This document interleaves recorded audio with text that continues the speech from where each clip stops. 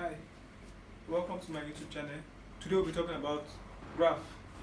And of course, I've noticed that learners don't really know how to choose a suitable scale in their graph, in drawing their graph. Now first, from our table of value, we can choose or know the kind of scale we need to use to draw our graph.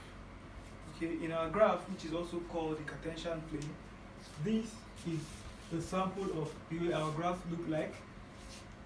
Okay, and if you've noticed, you have some tick lines here marked red, and you have some tiny lines inside the tick lines. Okay, small lines. So I'll just draw a sample of how it works. Okay, we have the horizontal line and the vertical line. Now these points where this line and this line meet, we'll call that the origin, 0. So here we'll call it the x-axis,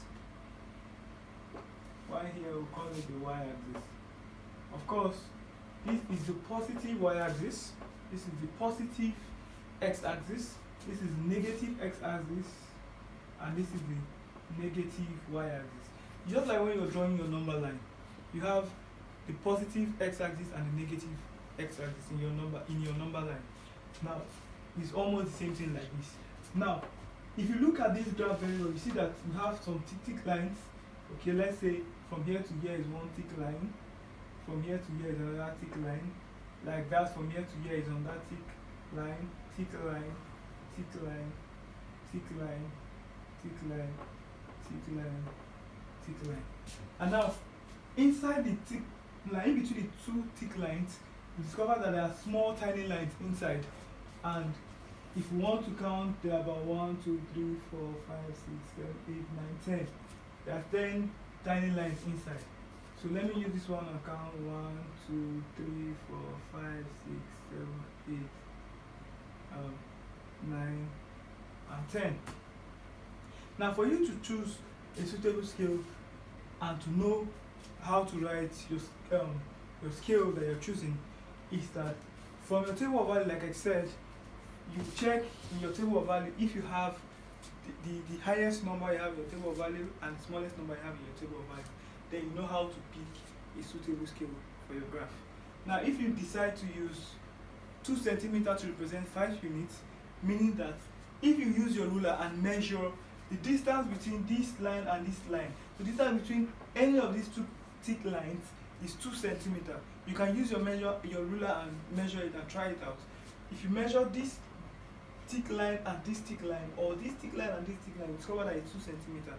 So of course we are placing our values on each of the tick lines. So we know that the distance or the difference between the two tick lines is 2 centimeters. 2 centimeters. Now since we know that it's 2 centimeters, so now we know that 2 centimeters to represent, let's say 5 units, meaning that in every tick line you're writing 5 units, in the second tick line you're adding on that 5 units, like that. So if I have this tick line to be 5, the next one will be 10, because I'm adding another 5, the next one will be 15. Okay, so now this is done in the y-axis. So I'll say 2 centimeters to represent 5 units on y-axis.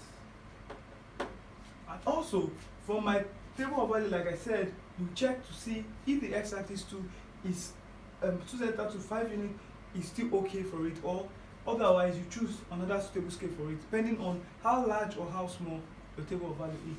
Now if for example you say you want to pick 2 centimeters also for your x-axis, is always 2 centimeters, because the difference between the two tick lines is 2 centimeters. 2 centimeters to represent, let's say 2 units on x-axis. So meaning that in every 2 tick lines, the difference is just, you're adding 2 to it. So the difference is just 2. So this is 2, 4, 6, like that. 1, 2, 3, 4, 5, 6, 7, 8, 9, 10. So now in a case where in a table value we have decimals, we really need to know how to calculate each smaller lines inside in between the thick lines. Now how do we calculate that? Now let's start from this. How do I know what the next line will be after 5? This next small line. How will I know what it will be? Remember, I'm using 2 centimeters to represent 5 units, and I have 10 of those tiny lines. So all I need to do is just to divide 5, because I'm using 5 units, divide the units by the number of lines that you have. So if I divide 5 by 10, this will give me 0.5. 0.5 means that every small line is 0.5. So let's try and count that. This is 5, 0.5, that's 5.5, 6, 6.5, 7, 7.5, 8, 8.5, 9, 9.5, and 10. So each small line is just 0.5. Now, how do I know what these small lines represent in the x-axis? Now remember, I'm using 2 centimeters to represent 2 units on the x-axis. So I'll do the same thing. I'll take the unit, which is 2, and I'll divide by the number of lines, which is 10, and that will give me 0.2. Now that means each small line is 0.2. Now this is 2, this is 2.2, 2.4, 2.6, 2.8, 2.3, 3.2, 3.4, 3.6, 3.8, and 4. So each line represents 0.2 on the x-axis, while each of the smaller lines represents 0.5 on the y-axis. I think with this, it will help you to know how to choose a suitable scale for your graph. Thank you for watching my YouTube channel. Please subscribe, like, and drop comment on the comment section.